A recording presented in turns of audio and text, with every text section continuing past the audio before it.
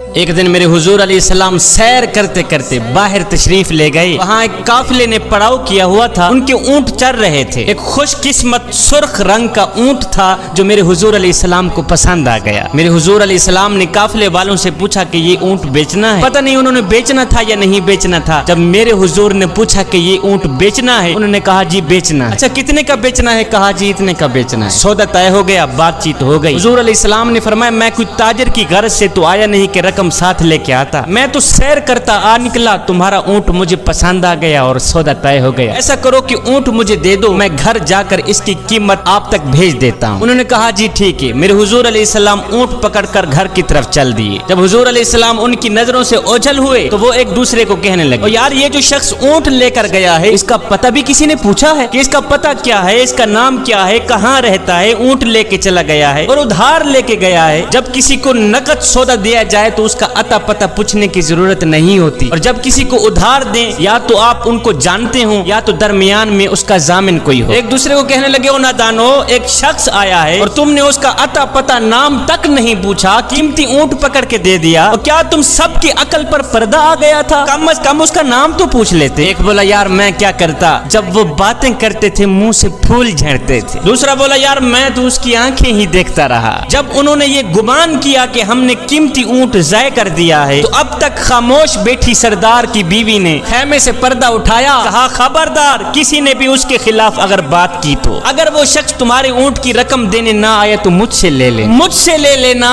میں اس شخص کی ضامنہ ہوں۔ انہوں نے کہا اچھا تو اسے جانتی ہے؟ کہا نہیں میں بھی نہیں جانتی۔ کہا جب جانتی ہی نہیں پھر ضمانت کیسے دے دی؟ کہا جب تم سودا کر رہے تھے تو میں خیمے کے اندر سے دیکھ رہی تھی کہ جس کا چہرہ اتنا خوبصورت ہو وہ جھوٹ بولتا ہی نہیں، وہ دھوکہ دے ہی نہیں سکتا، ابھی تمہارے پیسے آنے والے ہیں۔ تھوڑی دیر گزری ہی تھی کہ میرے حضور علیہ السلام کے غلام آ گئے پیسے لے کے، کہنے لگے کون ہیں وہ لوگ جس سے ہمارے آقا نے اونٹ خریدا ہے؟ کہا جی ہم لوگ ہیں۔ صحابہ نے کہا یہ لو تمہارے اونٹ کی رقم، یہ لو تمہارے اونٹ کی قیمت۔